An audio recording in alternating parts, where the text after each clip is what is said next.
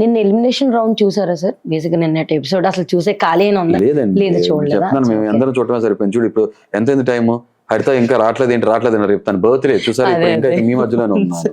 నాకు ఈ భుజం ఎప్పుడు తనది డాక్టర్ చూపించుకోవాలి, కాలు 21 రోజుల నుంచి.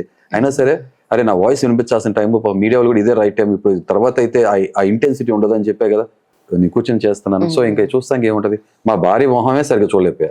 అయ్యో, మరి స్పెండ్ చేయాలి. బేసిక్ గా బిగ్ బాస్ అంటేనే మనం మెంటల్లీ వెళ్ళడమే కాదు, ఫిజికల్ గా కూడా స్ట్రాంగ్ ఉండే పొజిషన్ లోనే వెళ్ళాలి. సో మీరు దానికి రెడీగా లేకుండా వెళ్ళడం వల్ల మీరు బయటికి రావాల్సి వచ్చింది అంటారా?